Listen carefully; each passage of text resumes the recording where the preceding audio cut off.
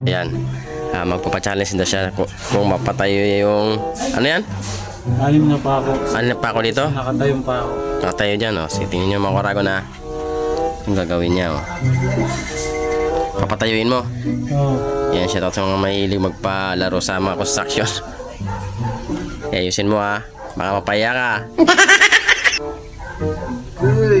Yan. Papatayuin doon niya. Ay, nahulog ah. Dapat sa may simento eh. Sa may siminto. Hanap ka ng siminto. Ulit daw. Ayan, sa may lamig palaro, ayan, oh. Sa mga palaisipan kung paano patayuin yung pako dito sa isang ano. Ayan.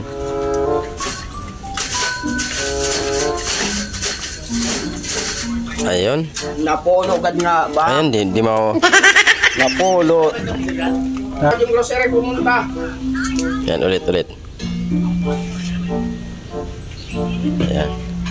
Ayun, oh. Oh, napatayo. Galing, ah.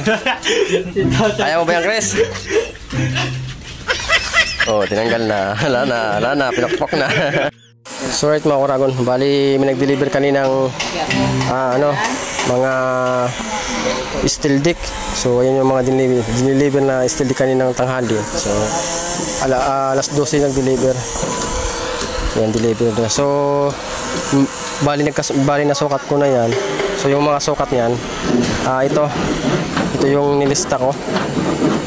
Ayan, bali ano yan, 2.10, 4 na piraso, tapos 2.86, 4 na piraso din, tapos 2.80, 3 piraso, tapos 2.11, 5 piraso, tapos 2.7, 5 piraso din, tapos 2.83, 3 piraso, tapos 2.5, 8 piraso, tapos 3.34, 4 na piraso yung dineliver ngayon.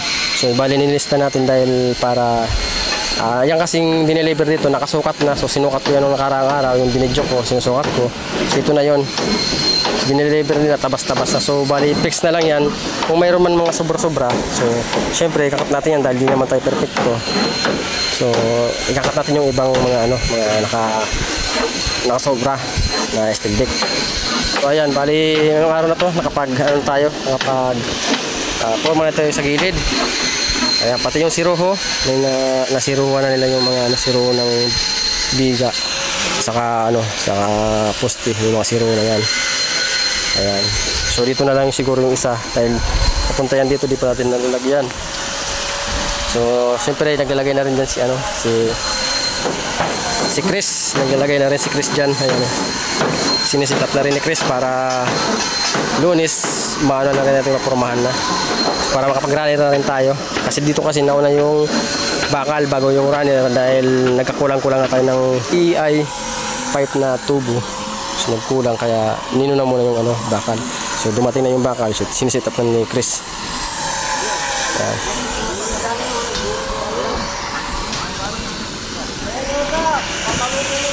So dito naman, nandun na sila sa dulo kasi tapos na nilang na formahan yung mga siding ng labas.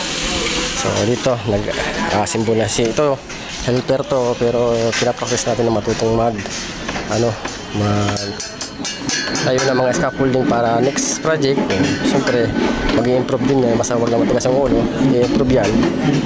Magiging skilled yan, kasi dyan naman nagsimula yung skilled. Bago ka maging skilled, labor muna. Di ba, Tarog?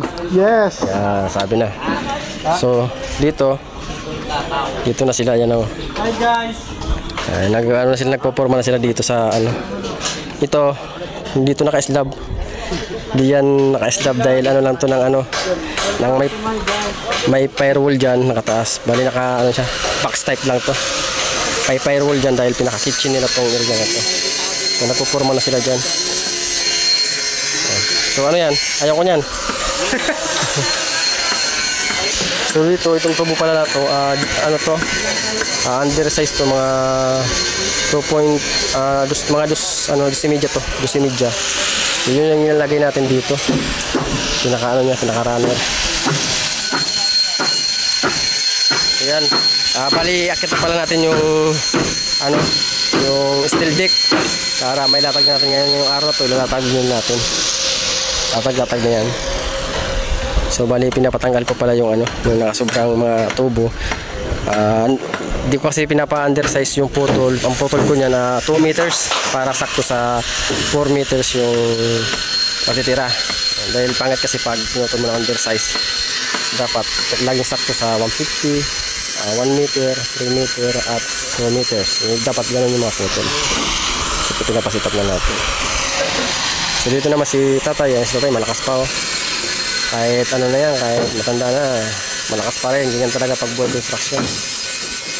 Naglalagay sila ng starter para paporma na itong siding. Okay, go.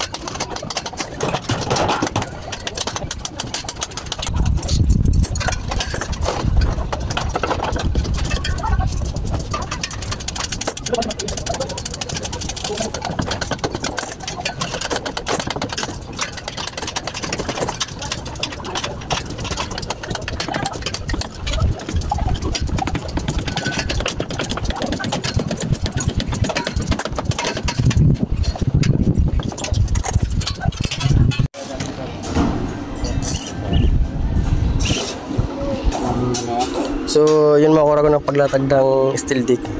Kailangan naka female siya. So dapat yung pinaka takip niya tulad ditong kanto na to. Yan, kanto na to. Kailangan nakakap siya para pag winild tulad yan yung weld sa ganyan. Dahil kung sa ilalim ka mag-weld niyan, mahirapan ka overhead yun, lalong na manipis tong ating steel deck. So 0.80 lang yung kapal ng steel deck natin sa kaya kumbaga mahirapan kapag overhead. So dapat nakaganyan yung pagkasitap. So naglalagay na rin kami ng 2 piraso na nilagay namin dito sa ginagawa namin. So kinakapa pa namin kung paano yung setup na tama kasi medyo may mga kinakat kami tulad nito dito sa kabila.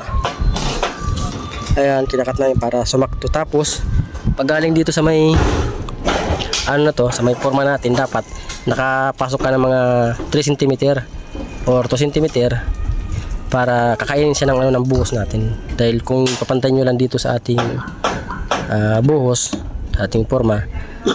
Pag tinanggal mo yung forma natin sa ilalim, mga tukod, sasama yan yung ating steel dick. So dapat naka rin tayo dito, nakapasok yung ating steel dick. So ayan, yun yung tips natin ngayong araw na to sa mga kapwa natin construction na nag-steel dick na wala pang idea kung paano ginagawa. Ayan.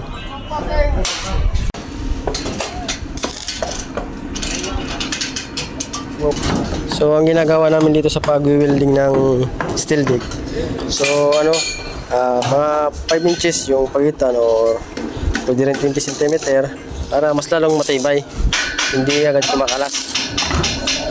So para pag inapakan mo walang kakalas-kalas kasi sobrang nipis nitong steel dick.